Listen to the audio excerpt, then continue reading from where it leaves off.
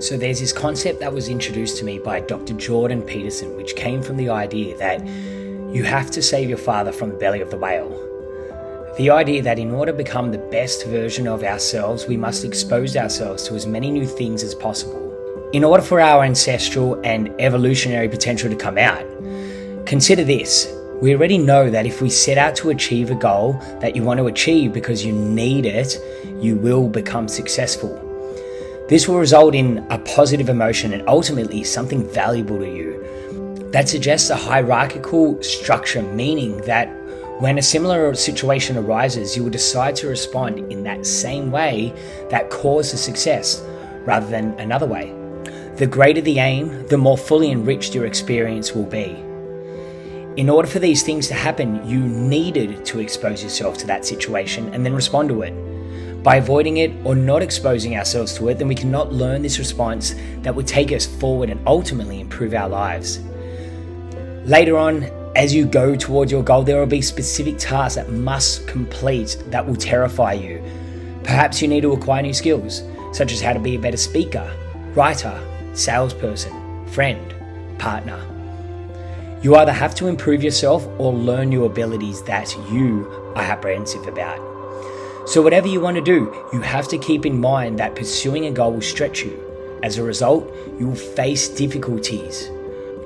One of the methods that behavioral therapists use to help people do things which they avoid or are scared of involves assisting them in confronting it. Something that has to be voluntary, not forcing them. What they have to do is break down the thing they're avoiding into smaller chunks until you find one that's little enough for them to perform. You then keep adding more and more until eventually they're able to perform the entire task. It is not that they're less afraid of that thing, they literally have evolved.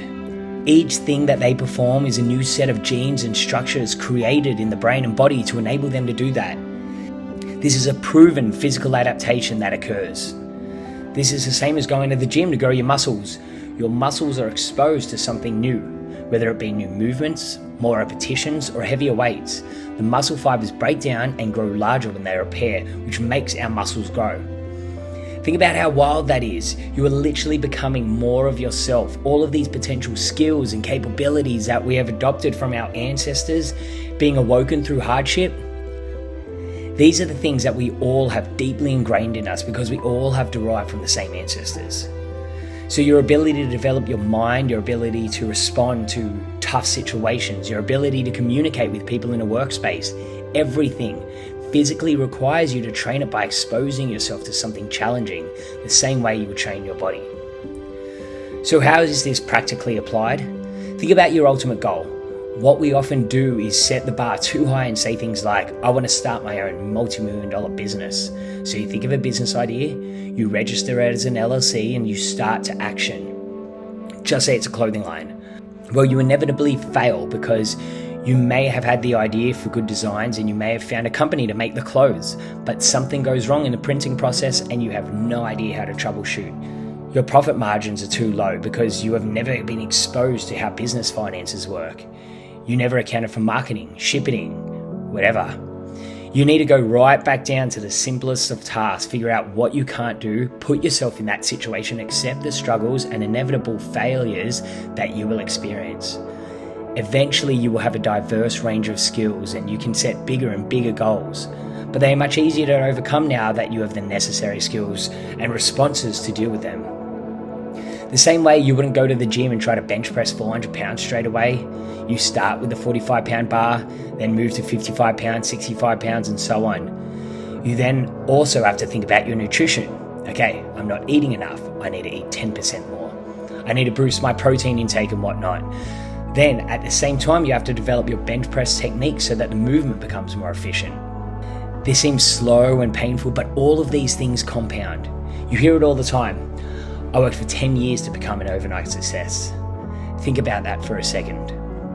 All of those experiences feel like they're doing nothing until eventually you're required to call on them all at the same time. The idea of someone who wins the lottery and losing it all instantly because they've never learned how to manage their money or simply to multiply it. They made the $1 million, but they didn't become the millionaire.